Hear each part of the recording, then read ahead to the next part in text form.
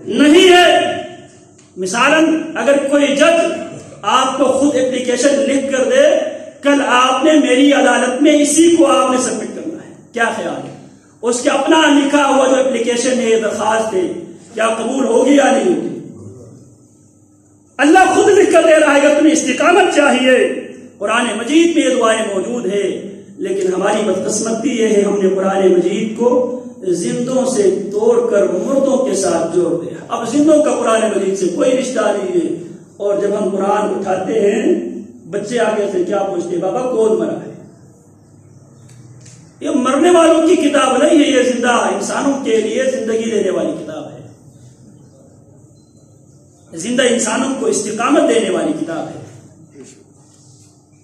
اور ربنا لا تزغ قلوبنا، قرآن مجید میں اللہ نے یہ دعا لکھ کر دیا ہے، ربنا لا تزغ قلوبنا بعد إذ هديتنا، اے ہمارے رب ہمارے دلوں کو تیرا نہ کر دے رمضان میں ہدایت دینے کے بعد، رمضان میں قرآن سے جوڑنے کے بعد، رمضان میں نمازوں سے جوڑنے کے بعد، رمضان میں صدقات و خیرات کے عادی بنانے کے بعد، رمضان میں حقوق اللہ کی خیال رکھنے کی توفیق دینے کے بعد، ربنا لا تزغ قلوبنا، اے ہمارے رب جو توفیق تو نے عطا کی ہے اس توفیق کو ہم سے مت چھیننا، اس توفیق سے سال کے بقیہ 11 مہینوں میں ہمیں محروم نہ رکھنا۔ بعد إذ هديتنا، تو نے ہمیں ہدایت دی، رمضان کی ہدایت تو نے دی، قرآن کی ہدایت تو نے دی، اور روزے اور صدقات و خیرات کی ہدایت کس نے دی؟ میرے رب نے دی۔ اسی لیے میرے رب نے ہم سے مطالبہ یہ کیا ہے، امام ہو یا مقتدی، انفرادی نماز ہو یا اجتماعی نماز، ہر نماز میں وہ نماز نہیں ہوتی جس نماز میں فاتحہ نہ ہو، اور فاتحہ میں ہمارا ایمان کیا ہے؟ اہدنا الصراط المستقیم، ہدایت۔ بعد إذ هديتنا، ہدایت کون دیتا ہے؟ میرا اللہ۔ اللہ جو ہدایت آپ نے ہمیں عطا کی، اللہ اس ہدایت سے ہمیں موت تک محروم نہ رکھنے۔ یہ دعا کیا کرو حصول استقامت کے پہلی دعا۔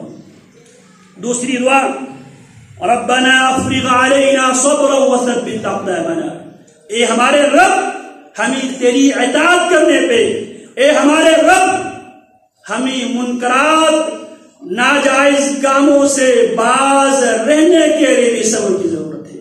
صبر کی 3 قسمیں ہیں، ایک اللہ کی اطاعت کے لیے بھی اللہ کی صبر کی ہمیں ضرورت ہے۔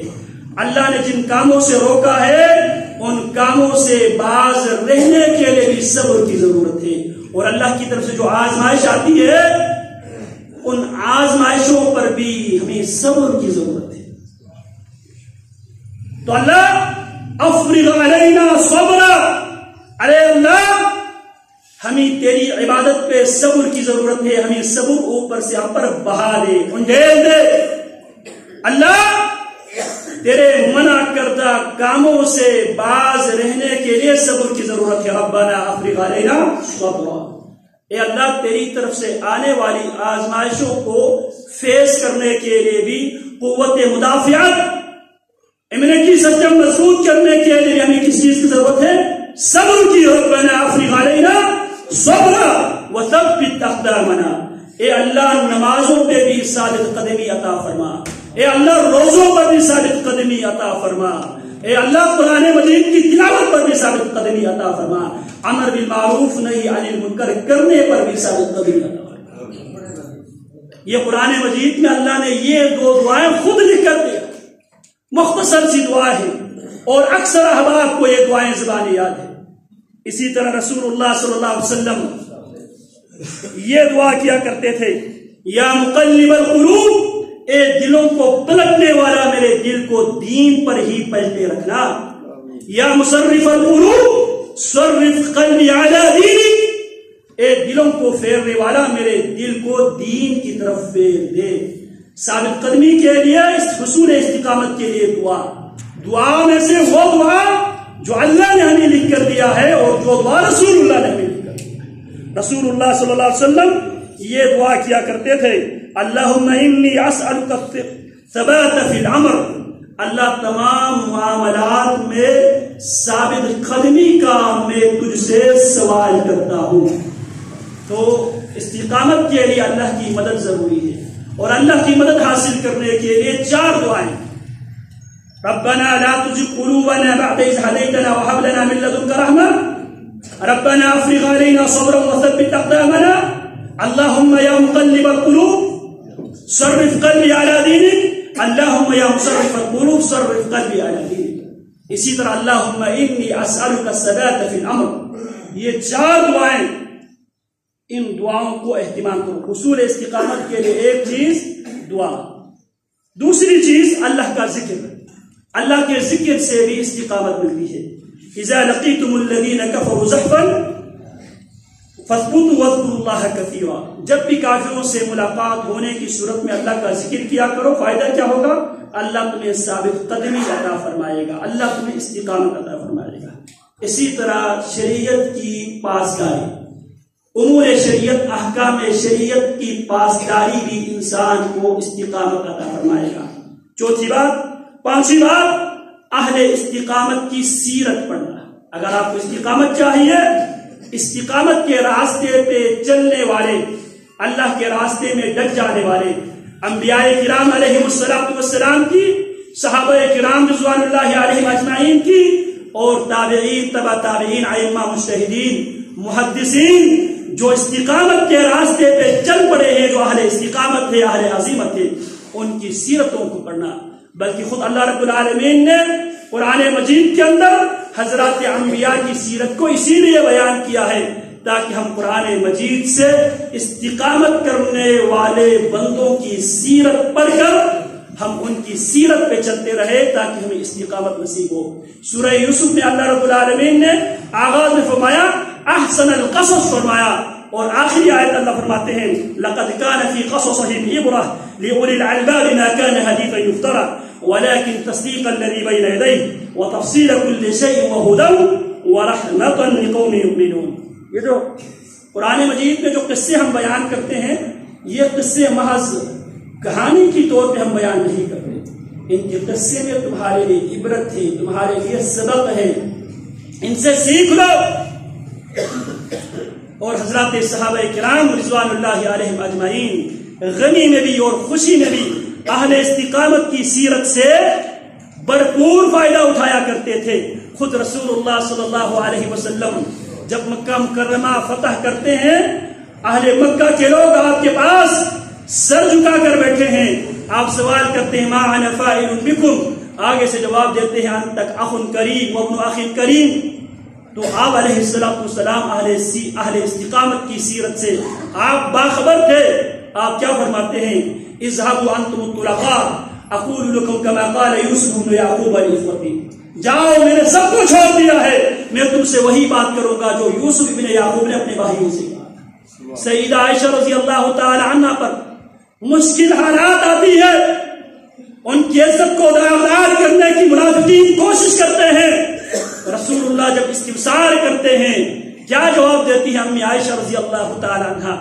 فرماتی ہے اقول لکم کما قال ابو یوسف، میں تم سے وہی بات کرتی ہوں جو یوسف کے ابا جان نے کی تھی. انما اشکو بثی وحزنی الی اللہ، میں اپنی جو پریشانی واضح ہو چکی ہے، وہ بھی جو پریشانی میرے اندر کی ہے، وہ سب میں اپنے خالق و مالک سے شکایت کرتی ہوں. یہ ہے اہل استقامت کی سیرت کا سبب. تو اگر استقامت چاہیے، اہل استقامت کی سیرت اور ان کے سر فہرست استقامت کے امام محمد رسول اللہ صلی اللہ علیہ وسلم کی سیرت کو لازمی اختیار کرو اگر استقامت چاہیے.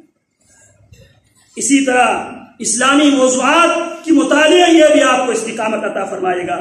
نفلی عبادات کے نفس کو مجبور کرو، یہ بھی آپ کو استقامت عطا فرمائے گا. علمی اور اصلاحی مجالس میں شرکت کیا کرو، یہ بھی آپ کو استقامت عطا فرمانے میں، استقامت دینے میں مدد معاون ہے. اسی طرح جو بری صحبت ہے، ان سے پرہیز کیا کرو. قیامت کے دن یہ خواہش کا اظہار کرے گا یا لیتنی لم اتخذ فلانا خلیلا لقد عضلنی عن الذکر بعد اذ جاءنی. کاش میں فلانا کو دوست نہ بنایا ہوتا، اس نے تو مجھے ذکر کے آنے کے بعد، نصیحت کے آنے کے بعد، قرآن کے آنے کے بعد اس نے تو مجھے ذکر سے دور کر دیا ہے۔ بری صحبت سے اپنے آپ کو دور رکھو، استقامت اگر چاہیے۔ جن کو استقامت ملتی ہے ان کو یہ سارے انعامات ملتے ہیں، اور نیک لوگوں کی صحبت اختیار کرو، اسی لیے جہنمی خواہش کرے گا یا لیتنی اتخذت مع الرسول سبیلا، اے کاش میں رسول کے ساتھ دوستی قائم کر لیتا تھا۔ اسی طرح توبہ اور استغفار، اس کو اپنا مزاج بنا لو۔ کس کے لیے؟ حصول استقامت کے لیے۔ استقامت کو حاصل کرنے کے لیے 10 کام: اللہ کا ذکر، 1 اللہ کی مدد، 2 احکامات شریعت کی پابندی، 3 اہل استقامت کی سیرت، 4 اسلامی موضوعات کے مطالعہ، 5 اور ان میں سے ایک اہم ترین بات میں رہ گئی ہے، وہ ہے قرآن مجید کی تلاوت، قرآن مجید کی تعلیم و تربیت، قرآن مجید کو سمجھنے کی کوشش کرو۔ یہ چیزیں انشاءاللہ آپ کو استقامت دے گی، کو استقامت ملے گی رمضان کے بعد۔